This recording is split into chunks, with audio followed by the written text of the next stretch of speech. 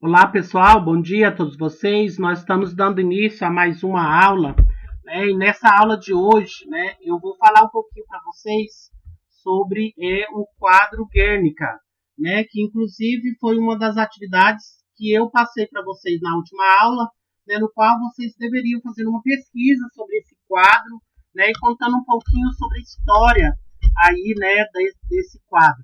E aí eu vou trazer para vocês, então, algumas análises aí desse quadro e falando sobre o, seu, o seu pintor, né, o Pablo Picasso, né? Então nós vamos falar um pouquinho aí da importância histórica que esse quadro tem. Eu vou esconder minha imagem aqui para facilitar melhor a visualização de vocês aqui com relação ao quadro, tá? Fazendo então a uma análise, né, mais aprofundada aí da história de Guernica. Então, a razão de Guernica. Guernica foi uma cidade do País Basco, na Espanha. É no bombardeamento a essa cidade que se baseia o trabalho genial de Pablo Picasso, né? Então, a obra, né, do Pablo Picasso, né, foi inspirada nessa cidade aí, né, da Espanha, né, no País Basco, que foi inspirado, né, a pintura, né, da obra aí do Pablo Picasso, que é inclusive considerado como um dos pintores mais importantes aí do século XX. O bombardeamento. A catástrofe basca deve-se ao rebater da Guerra Civil da Espanha. As tropas alemãs, apoiantes do Francisco Franco, que era o ditador, né, espanhol naquele momento, né, que é o que inclusive vai estabelecer, né, um sistema ditador aqui, né, chamado de franquismo. Eles atiraram sobre a cidade com o pretexto de albergar os manifestantes, né? Então, foi aí durante a implementação dos regimes totalitários, né, que foi estabelecido aí, né, os bombardeios a essa cidade espanhola, né, que inspirou aí o quadro do Pablo Picasso. La Guernica foi pintada por Pablo Picasso com o principal intuito de mostrar ao mundo o horror, né, cometido aqui, né, pelo atentado alemão, o horror da guerra, né, o horror à implementação do regime nazi-fascista. Quando nós falamos de denúncia artística aqui, né, vem na nossa cabeça logo o quadro Guernica. Né, o pintor representou as gravuras no seu tão querido estilo cubista, né, que inclusive eu vou falar para vocês mais à frente o que foi o estilo cubista, que inclusive é o estilo artístico, né, que esteve muito presente aqui no século XX, inclusive durante, né, esse período de implementação dos regimes totalitários. Tá? Eu vou falar com vocês então sobre o cubismo, né, mais ao final, na segunda parte desse vídeo aqui, falando para vocês, né, do que foi esse movimento, esse estilo artístico conhecido como cubismo. Agora nós vamos fazer aqui uma análise da pintura, né? Pintada no estilo cubista, La Guernica não é uma réplica. É uma bonita paisagem, mas sim de um acontecimento horrível. O que levou então Picasso a escolher o preto e o branco e o cinzento para representar essa atrocidade, né, acometida aqui durante essa implementação dos regimes totalitários. Quais são os sentimentos, né, impregnados aí no quadro Guernica? Como em todos os trabalhos do Picasso, os personagens de Guernica representam sentimentos quer do pintor, quer da situação. Né? Então, o Pablo Picasso, ao pintar nessa obra, aí ele vai representar, ele vai deixar transparecer, né, o sentimento, né, por ele aí acometido pela implementação dos sistemas totalitários, né, e da guerra. Né? Então, estes passam por valor, orgulho, estabilidade, lamento, súplica, morte, destruição, ascensão, agonia, ingenuidade, busca e pânico. Então, esses, gente, são todos os sentimentos expressos aí nessa única obra, né? O Picasso, ao desenhar, ao retratar essa obra, ele tenta repassar todos os valores e sentimentos que eu acabei de ler para vocês aí, né, expresso nessa única obra. Elemento a elemento. Agora nós vamos falar parte por parte aqui da obra. Guernica, toda cena é uma representação do contraste, não só conseguido pelos sentimentos de dor transmitido, mas também pelas cores opostas empregadas. Principal contraste aqui, vida e morte, né? Então, é impregnado, né? É nitidamente representado aqui nesse quadro a vida e a morte, né? Causado aqui, né? Por esse ataque aí da cidade basca, né? Guernica. Aqui, né, você vai ver, nessa primeira parte aqui do quadro, você vai ver à esquerda o touro. O touro, gente, é uma metáfora da decisão e do orgulho, funcionando como a marca do próprio pintor, né, no qual ele vai representar aqui, através desse pintor, né, essa metáfora da decisão aqui, dessa ideia do orgulho, né, funcionando aqui até como uma marca própria do pintor. Depois, aqui nesse outro quadrado aqui, você vê a pomba à esquerda, que é o sinônimo de paz. Esse significado, por si só, é um contraste completo de toda a imagem. Uma prova de genialidade de Pablo Picasso, né, no qual ele retrata metaforicamente, né, a necessidade de paz, né, numa sociedade extremamente destroçada aí pela guerra. Depois, nesse outro parte aqui, né, nós temos o cavalo ao centro, que é representativo do instinto animal, logo das insensibilidades, né, bombistas aqui. Então, ele está representando aqui nessa imagem metafórica, né, essa insensibilidade aqui dos bombardeios, né? Embora o ataque não seja atribuído às forças espanholas, alguns críticos tomam-se como forças nacionalistas espanholas.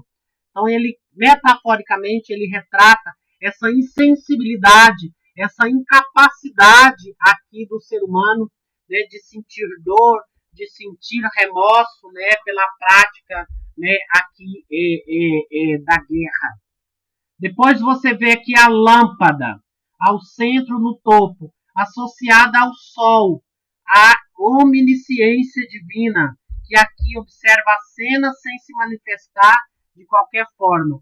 Então, essa lâmpada, ele está fazendo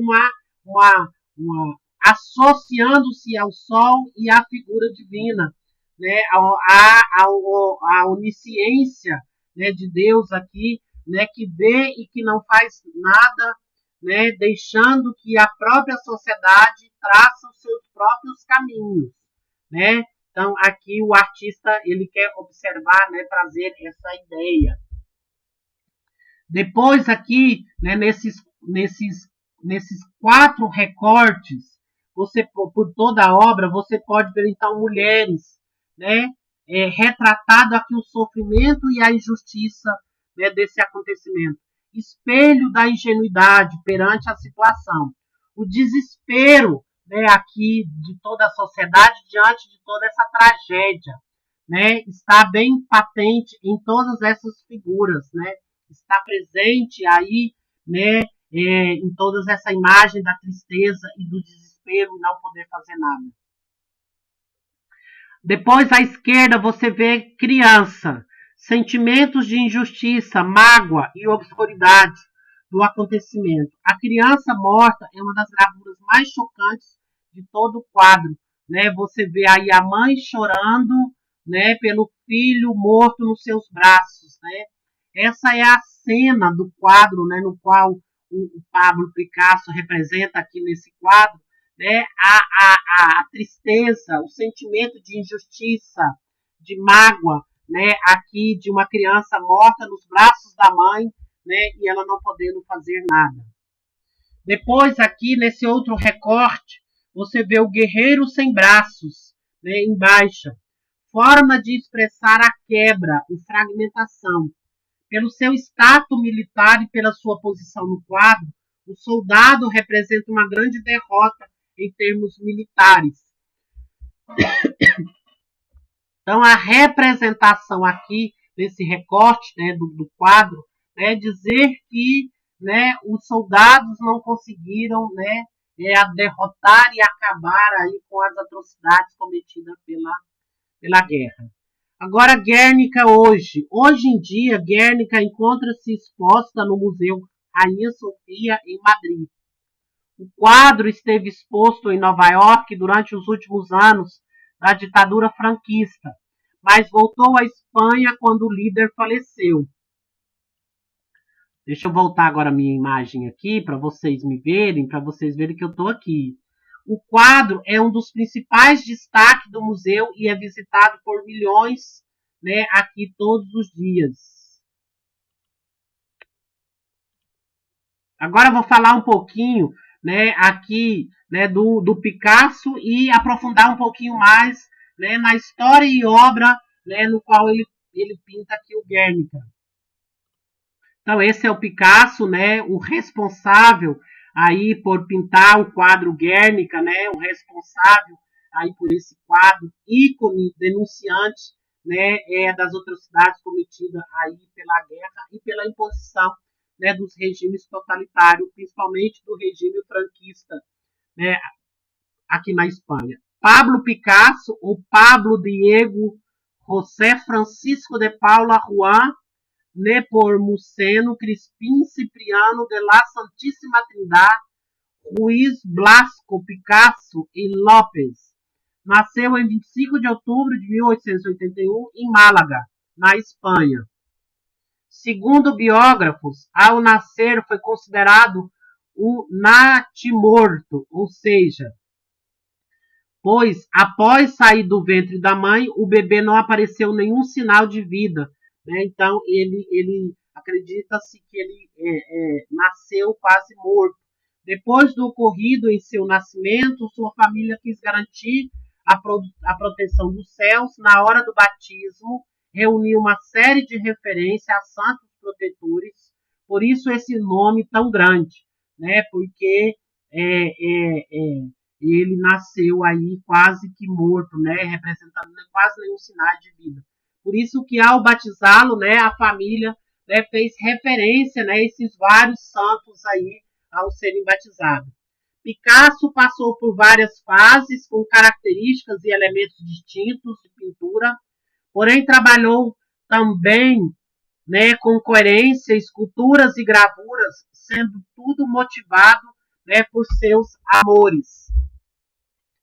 Então, o Picasso viveu aqui um período, né, da fase azul, né, em 1901. Os quadros da fase azul caracterizam-se pelo quase monocromático, né, ou seja, utilização aqui de poucas cores. As telas são realizadas em uma gama estreita de cores, variando em tons de azul e tons pastéis, né? Então, né, o monocromático tem essa ideia, né, da junção dos tons aí, ele utiliza então esses duas cores mais de vários tons. O tema é sempre a pobreza e a morte. Os personagens são envolvidos por uma aura de solidão e desespero.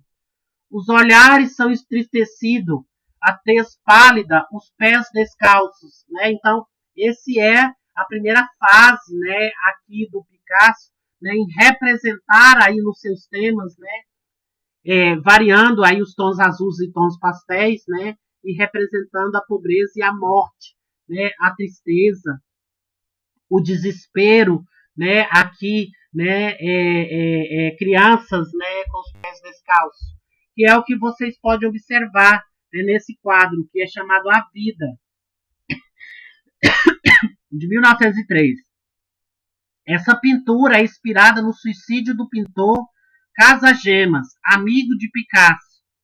Morto pela desilusão amorosa, Casagemas é retratado abraçados àquela que parece ter sido a causa de seu infortúnio, uma modelo que frequentava o ateliê de ambos, Germaine. Talvez Picasso quisesse garantir ao amigo o abraço da amada, ao menos na eternidade do imaginário da arte. Então, esse quadro chamado A Vida, de 1903, é pintado a óleo sobre tela e que está no Museu de Cleveland, no Museu de Arte em Cleveland. Depois, A Fase Rosa, né, de 1905. A Fase Rosa é o retorno do artista à alegria da vida. Os tons azuis e a melancolia da fase anterior são amenizados aqui pela introdução de um novo tema. Os saltimbancos, assim uma nova gama de cores mais variadas. Picasso vai explorar este tema em inúmeras situações, demonstrando o seu apreço pela vida circense.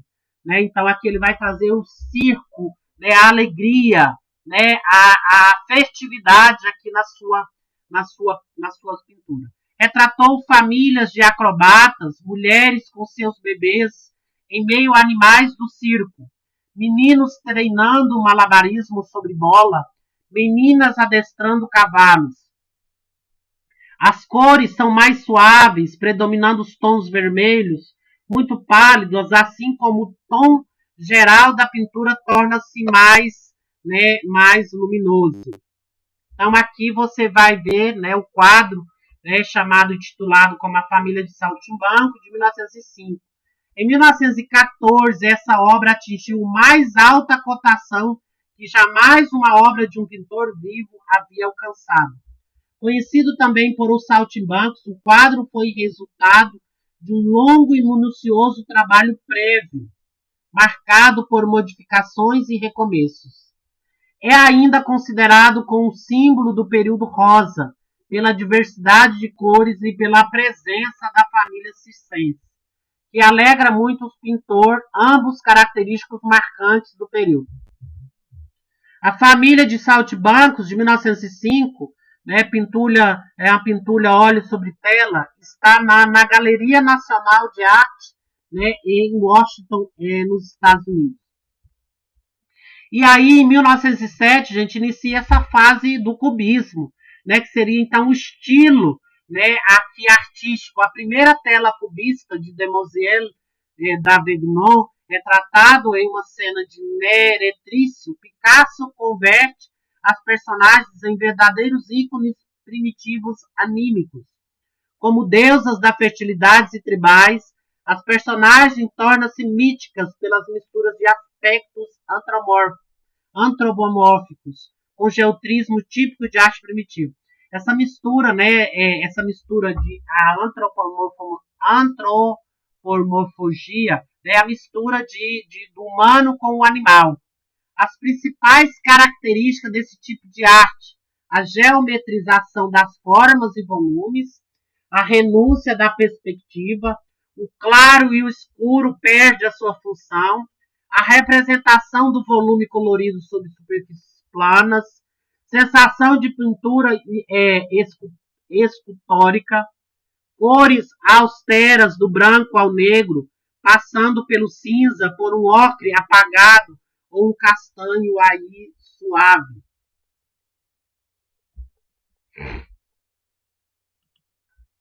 La Demoiselle d'Avignon, de 1907, esta obra é considerada não apenas mais uma das obras-primas de Picasso, como também a pintura que inicia o movimento cubista. Né? Então, esse estilo aqui, né, retratado é o estilo cubista, né, no qual inicia-se esse movimento que representa uma cena de bordel na rua de Avignon, em Barcelona. O estilo agressivo da pintura é uma mescla da fase rosa de Picasso com a arte africana e oceânica, especialmente máscaras rituais, como vocês podem ver aqui na presença dos rostos das mulheres, né, que fazem essa alegoria às máscaras africanas. Esse quadro, né, Óleo sobre Tela, está no Museu de Arte Moderna em Nova York, nos Estados Unidos. Cubismo analítico, de 1909. O cubismo analítico é bastante diferenciado. Surgiu sobre a influência de Cézanne, Picasso e Branque, que buscava ampliar os aspectos geométricos. Então, é importante ressaltar, né, aqui no estilo cubista a geometria, né, os estilos, né, que busca aqui o elemento da geometria. A figura deixa de ser representada dentro dos canones clássicos e passa a ser descrita em termos de uma multiplicidade de pequenas áreas que apenas sugere as formas dos corpos. Picasso e Branque pretendiam estar fazendo obras realistas e muitas teorias foram desenvolvidas pelos críticos para encontrar o realismo nas pinturas que produziam. Uma dessas teorias, gente, é a que afirma que o cubismo, o objeto é representado a partir de diversos pontos de vista.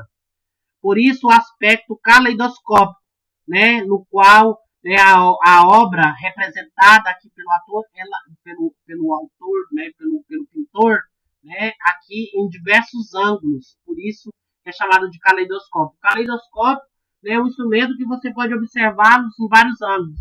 As cores se reduzem aos tons de castanho, cinzas e bege, que é o que você pode ver, né, aqui o retrato de Ambrosier, né, de 1910. Ambrosier Vollard tinha um grande prestígio dentre os franceses e foi grande amigo de Pablo Picasso, comprando inclusive a maioria das obras do período rosa, né? Então, o caleidoscópio, gente, seria como essa ideia fragmentada, né, que vários pedaços, né, formam aí uma grande obra. Esta obra, gente, é basicamente composta por cubos caleidoscópicos. Suas cores e formas permitem identificar características do homem retratado, que costumava ser muito sério e de expressão fechada. Há ainda a distribuição dos planos em torno da fase que produz um efeito de possível irradiação da aura. Esse quadro, né, de 1910, Óleo sobre Tela, está no Museu de Kukla, em Moscou, na Rússia. Então, gente, dá para vocês observar, né, a presença, né, das obras do Pablo Picasso em várias partes do mundo. O cubismo sintético surgiu da qualidade das superfícies cubistas como elementos decorativos e chega ao estágio ornamental. Se anteriormente no cubismo analítico a gama das cores variava pouco entre o verde, o marrom e o ocre, no cubismo sintético vamos encontrar uma maior variedade tonal, né? Então há a presença de uma maior variedade nos tons das cores. Introduz ainda letras, palavras, números, pedaços de madeiras, vidro, metal e até objetos inteiros nas pinturas. O cromatismo variado é somado a uma maior valorização das superfícies, pela sua própria qualidade estética, especialmente pelo destaque das texturas. O próprio desenvolvimento do cubismo desmente qualquer análise que aponte aqui ao realismo em suas obras. Entre a descrição da realidade e a estética, Picasso ficou então com a representação da estética. Aqui vocês vão ver então mais uma presença, né, aqui geométrica, né, a busca da estética e o jogo das cores, né? Esse quadro é de 1921, como planos, ele se rearticula no espaço pelo jogo de contiguidade e sobreposições. Em alguns pontos da tela, a cor recupera o contínuo de um corpo atravessado por outro, como no caso do músico de branco atravessando, que é pela mesa, né? Como se a mesa estivesse atravessando, né, o músico de branco. O mesmo não ocorre com a área em azul acinzentado. Em torno dos olhos do músico do meio, a mesma área invade o músico de branco e perpassa por baixo da partitura à direita. Impossível saber a quem pertence essa forma. Ao invés de colagem, todas as diversas texturas vistas aqui são reproduzidas meticulosamente com o pincel. Os três músicos são totalmente convertidos em polígonos, cujas poucas remanescências humanas são círculos colados a títulos de olhos e as pequeníssimas mãos que empunham os instrumentos. Aqui nós temos então os três músicos, ou os músicos mascarados, de 1921. Óleo sobre Tela está no Museu de Arte Moderna, também em Nova York, nos Estados Unidos. E aí, gente, o Picasso, Pablo Picasso, né, ele também, né, trabalhou aí no outro estilo artístico, que é o classicismo, que é também representar nas suas obras um clássico. O clássico é remontar lá as antigas, né, civilizações grega e romana. Então, valorizar o clássico, o antigo, né, de 1917, o classicismo foi um movimento cultural que valorizou e resgatou elementos artísticos de cultura clássica greco-romana. As características do classicismo: valorização dos aspectos culturais e filosóficos das culturas das antigas, Grécia e Roma, busca o equilíbrio, o rigor e a pureza formal, abordagem de temas universais, como, por exemplo, os sentimentos humanos, pintavam cenas do cotidiano, usa de formas diversificadas e a presença das cores. Então, Picasso, né, além de utilizar o cubismo, né, nos seus estilos aqui de obra, ele também busca aí no classicismo. Né, ele vai remontar lá o clássico, Mulher em Frente ao Espelho, de 1932. Nesta obra, Picasso converte o corpo humano em um arabesco. Arabesco, gente, é o estilo arquitetônico que existia lá nas antigas civilizações, Grécia e Roma, que tem esses formatos assim, né, ondulados. O ornamento, né, o arabesco é um ornamento.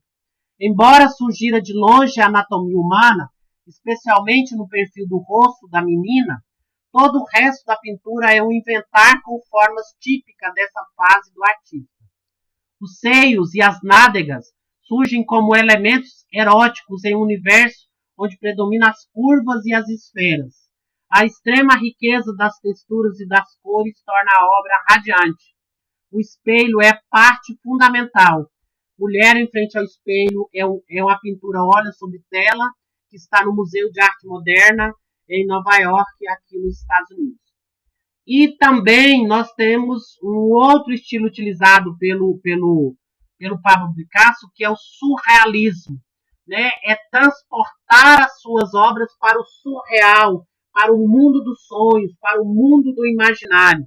Em 1925, nessa época, gente, as formas são distorcidas, representando aqui o monstruoso, as invocações mitológicas e as esculturas estavam feitas de fio de lâminas de metal.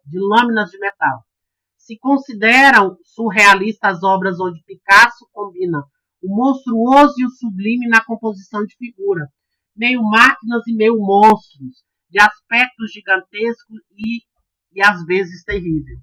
É possível você observar essa versatilidade no qual o Picasso tem, né, no qual ele passeia por esses vários estilos artísticos aqui, né, no mundo da arte. Então aqui ele tem o quadro chamado Banhistas, à beira do mar, de 1930. Esta cena tem frescura de um cartaz de praia. Vale a pena lembrar que não se costumava nadar no mar, nem se falava em banho de sol antes da Primeira Guerra Mundial.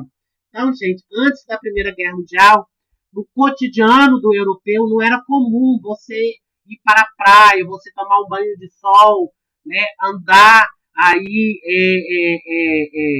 pelas areias do mar. Então, não tinha essa ideia de liberdade. A liberdade física e a atitude descontraída dessas moças também eram novidade. E embora ainda não tivesse os cabelos curtos, podem ser vistos como os primeiros exemplos de melindrosas liberadas.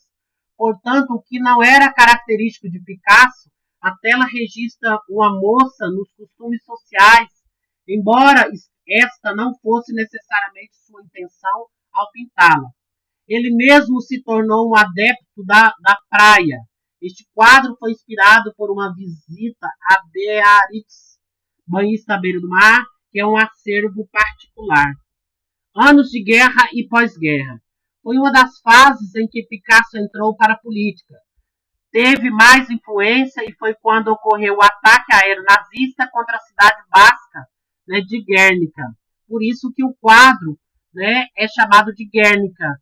Né? O bombardeio foi deflagrado pela Legião Condor, força expedicionária enviada por Hitler em apoio de Franco. Era o tema para a obra que tornou Picasso internacionalmente célebre, Guernica. Foi uma época marcada por perdas e rompimentos afetivos.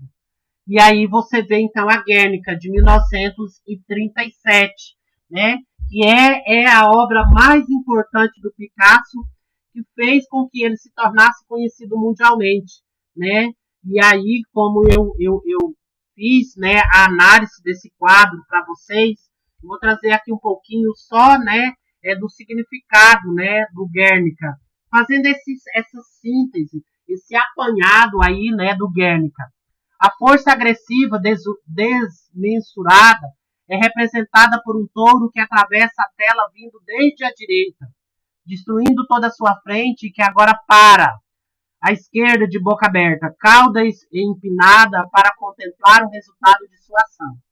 O rastro da catástrofe se espalha pelo seu caminho.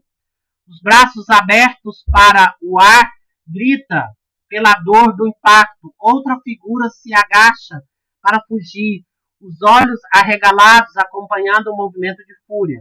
O cavalo grita sua própria morte. Ao centro, o ventre rasgado por uma terrível chaga aberta. Pedaços de um corpo se espalham pelo chão. A mão empunhando o que restou de uma espada. A cabeça com os olhos vazios, sem vida. À extrema esquerda, uma das figuras mais trágicas. Uma mulher segura ao colo o filho, cujo corpo pede, inerte.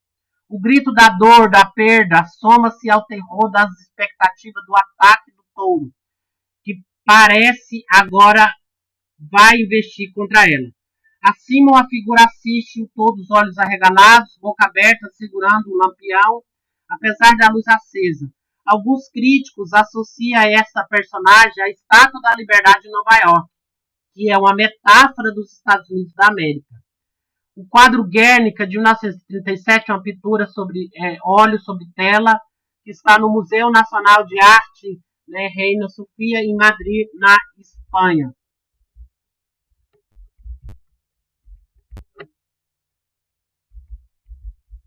A fase final, sem a companhia de François Charlotte e distanciando do Partido Comunista, Picasso se fechou em si mesmo.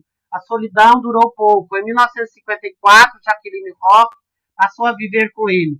Jovem, divorciada e com a filha, Jacqueline era parente da família Ramier de cerâmica moldoura, retratada como uma esfinge moderna. Jacqueline tornou-se sua esposa, casaram-se em 1961 e sua enfermeira.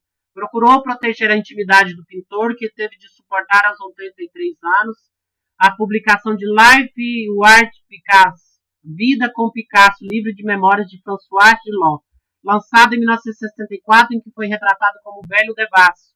Com a morte de Matisse, em 1954, pondo fim a uma longa rivalidade artística que estimulou a vasta produção, Picasso dirigiu-se seu olhar para os grandes mestres da pintura.